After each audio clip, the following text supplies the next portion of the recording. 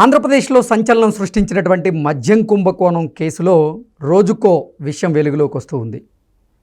ఈ మద్యం కుంభకోణం ద్వారా సంపాదించినటువంటి అక్రమ సంపాదన ఏదైతే ఉందో అది బెంగళూరులోని రియల్ ఎస్టేట్ కంపెనీల్లో 1000 కోట్లు పెట్టుబడి పెట్టారని, అలాగే హైదరాబాద్లో ఉన్నటువంటి కొన్ని కంపెనీల్లో రియల్ ఎస్టేట్ కంపెనీల్లో 1000 కోట్ల వరకు పెట్టుబడులు పెట్టారని, మరో 1000 కోట్లు బంగారం కొనుగోలుకు వినియోగించారని, ఇంకో 1000 కోట్లు సినిమాల మీద పెట్టుబడులు పెట్టారని, ఇలా రకరకాల వార్తలు ఇప్పటి వరకు మనం చూసాం.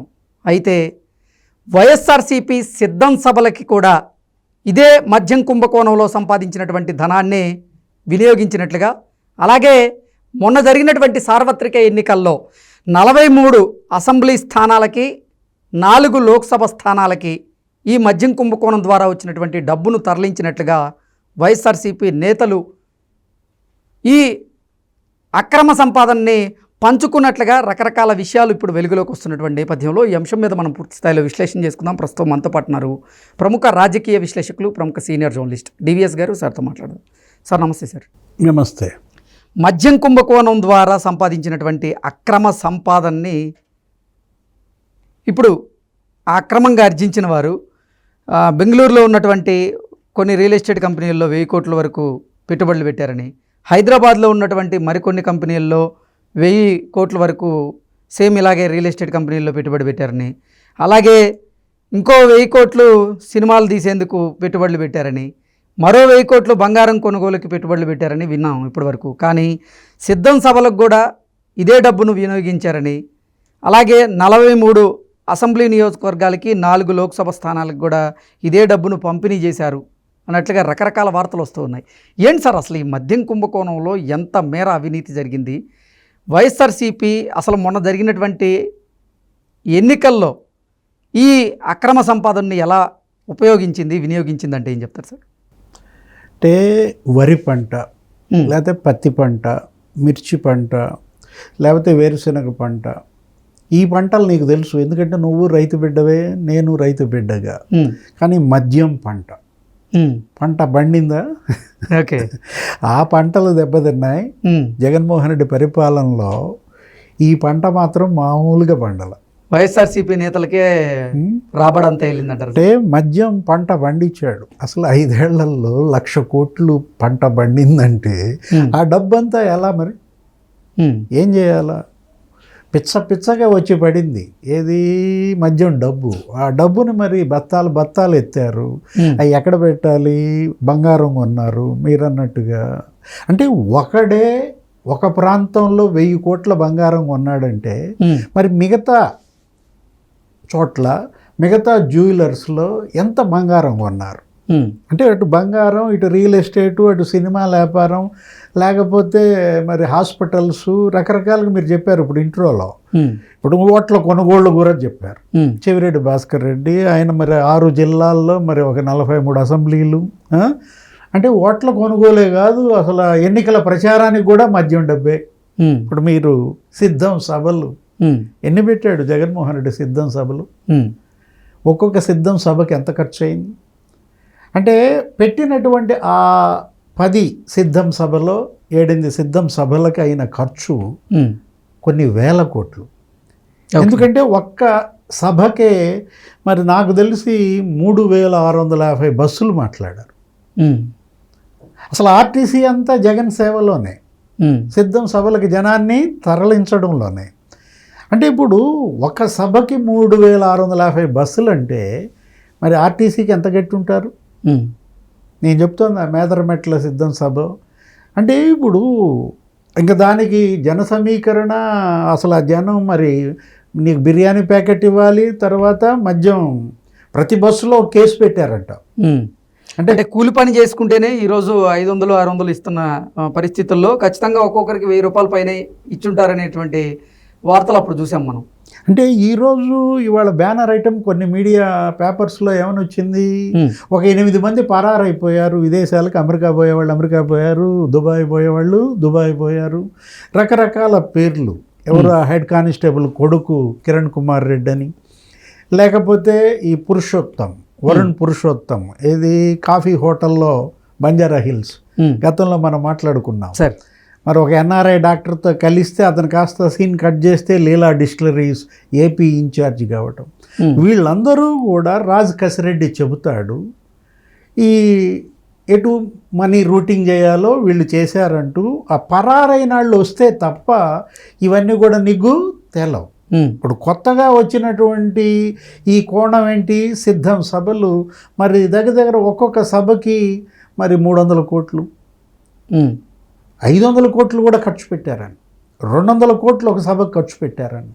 అదే కదా నీకు ఆ గ్రీన్ మ్యాట్ ఏంటో అవి వేయడం, ఇంకేదో వీజీ టెక్నాలజీ ద్వారానో దేని ద్వారానో అప్పట్లో కొత్తగా షూట్ చేయటం, జనం లేకపోయినా ఉన్నట్టుగా చూపించటం, కట్ అండ్ పేస్ట్, అనేక రకాల టెక్నాలజీలతో సిద్ధం సభలు అప్పట్లో రిలే కావడం. అంటే ప్రతి దానికి 100 కోట్లు అంటే ఒక 1000 కోట్లు ఆ రోజు ఖర్చు పెట్టిన సిద్ధం సభల డబ్బు మద్యం, ప్రజల రక్తం. అంటే అసలు మద్యం డబ్బు ఇంకా దేనికి వాడలేదు ఈయన జగన్మోహన్ రెడ్డి. అసలు ఎంత అతను వసూలు చేసింది ఎంత, వీళ్ళు తిన్నది ఎంత, జనానికి పంచింది ఎంత. బస్సుల్లో ఆ వచ్చేటటువంటి సభకి వచ్చేటటువంటి జనానికి పోసిన మద్యం కూడా అదే. ఇందాక నేను చెప్పింది సార్. అంటే ఇవాళ కొంత క్యాష్ ఇవ్వడం, కొన్ని బిర్యానీ ప్యాకెట్లు ఇవ్వడం, మళ్ళా ప్రతి బస్సులో కేసు పెట్టారంటే చీప్ లిక్కర్ రాజ్యం వెళ్ళింది. ఒక రకంగా చెప్పాలంటే కల్తీ మద్యంతో రాష్ట్రాన్ని ముంచాడు, జనాన్ని ముంచేశాడు. జనం ప్రాణాలు తీశారని కదా ఇక్కడ సమస్య. ఇప్పుడు ఇది దర్యాప్తు, చెవిరెడ్డి భాస్కర్ రెడ్డి అరెస్టుతో ఇక పీక్ వెళ్ళిపోయింది సార్. ఇవాళ రేపో మిథున్ రెడ్డి అరెస్ట్ అని నిన్న కూడా ప్రెస్ మీట్లో జగన్మోహన్ రెడ్డే చెప్పాడు. ఏది చెవిరెడ్డి భాస్కర్ రెడ్డి అరెస్టుని ఖండిస్తూనే ఏమన్నాడు, నెక్స్ట్ మిథున్ రెడ్డి నువ్వే అంటున్నారు, మరి మిథున్ రెడ్డి ఏం పాపం చేశాడు, అతను కూడా అరెస్ట్ చేస్తారంటున్నారని ఈయన వాపోవడం. అసలు వాళ్ళందరూ ఒకటే ఒక డైలాగ్, ఏది వైసీపీ నాయకులు కావచ్చు, లేకపోతే జగన్మోహన్ రెడ్డి కావచ్చు, వాళ్ళ మీడియా కావచ్చు, లేని కుంభకోణం ఉన్నట్టుగా చూపిస్తున్నారంట, లేని ఆధారాలు సృష్టిస్తున్నారంట, ఎవిడెన్సెస్ మేనిఫెస్ట్ చేస్తున్నారట. ఎవిడెన్సెస్ తొలగించటం, నాశనం చేయటం, సృష్టించటం, వాటిల్లో నిష్ణాతులు వైసీపీ వాళ్ళని కదా. ఆ రోజు వివేకానంద రెడ్డి హత్య కేసులో ఆధారాలు ఎలా మాయం చేశారు, కిరాతక హత్యని గుండెపోటుగా ఎలా చిత్రించారు. అసలు గొడ్డలి వేట్లకి కుట్లు కట్టినాడు నువ్వు ఎక్కడైనా చూసావా? అంటే ఆధారాలు మేనిఫెస్టో చేసేది, ఆధారాలు ఎరేజ్ చేసేది ఎవరు? ప్రభుత్వమా? ఇప్పుడు ఇందులో ఆధారాలు లేవా? దేనిలో? మద్యం కుంభకోణంలో సజ్జల శ్రీధర్ రెడ్డి ఏం చెప్పాడు, ఫస్ట్ 12% వసూలు చేశాం, తర్వాత 20% వసూలు చేశాం, ఇవన్నీ వాళ్ళు చెప్పినాయే కదా. విజయసాయి రెడ్డి చెప్పాడు ఇదంతా. అంటే ఆధారాలు మేనిఫెస్ట్ చేశారంటే విజయసాయి రెడ్డి నీ నమ్మిన బంటు, నీ నీడ ఏది ఇవాళ A2 బయట పెట్టాడు ఈ కుంభకోణాన్ని. కసిరెడ్డి రాజు అదే ఏది సాయన్న సంగతి చూడండి అన్నాడంట జగన్మోహన్ రెడ్డి. ఆయనతో గొడవ చేస్తున్నాడు, ఆయనకి రావాల్సిన వాటా ఆయనకి రావట్లేదంట.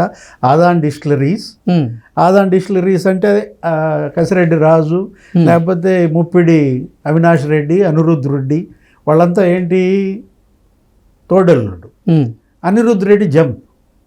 ఎప్పుడైతే ఈ గొడవ బిగినైందో కసిరెడ్డి రాజు తోడల్లుడి తమ్ముడు అనిరుద్ధ్ రెడ్డి వెళ్ళిపోయాడు, దీనికి రాజీనామా చేశాడు. దేనికి? ఆదాన్ డైరెక్టర్గా. ఆయన ఇంకోటి పెట్టాడు శివకుమార్ అనే అతన్ని ఆ డైరెక్టర్గా. సాయన్న సంగతి చూడండి అని అంటే ఆ రోజే సాయన్న సంగతి కనుక చూసుంటే కసిరెడ్డి రాజు ఇది అసలు బయటకు వచ్చేది కాదు. ఓకే, ఏం జరిగింది చాలా చూసాం. సాయన్నకి ఆయన ఏం చేశాడని ఆయనకి ఇంకా వాటా ఇవ్వాలన్నాడంట. ఇప్పుడు కుదిరిందా? ఇప్పుడు సాయన్న ఎవరు కొంప ముంచాడు? జగన్మోహన్ రెడ్డి ఆధారాలు లేని కేసు ఇది అనడం ఎంత హాస్యాస్పదం. స్పష్టమైనటువంటి ఆధారాలతో మనీ రూటింగ్ 5 అంచెలుగా జరిగిందని, మనీ లాండరింగ్ 7 అంచెలుగా జరిగిందని ఇవాళ అన్ని ఆధారాలతో అందరినీ ఫిక్స్ చేస్తున్నారు. ఇంకా ఫిక్స్ చేయాల్సింది ఎవరిని అడుగుతావు నువ్వు? సార్ చేస్తారు, తొందర ఏముంది. ఇంకా అనేక మంది పేర్లు వస్తున్నాయి. ఇప్పుడు నువ్వు ఊహించావా సిద్ధం సభల గురించి? లేదు. నువ్వు ఊహించావా ఓట్ల కొనుగోళ్ల డబ్బులు అవే అని? ఇంకా చూడు ఇంకా కథలు ఇంకెన్నొస్తాయో. Okay okay sir, thank you sir. నమస్తే.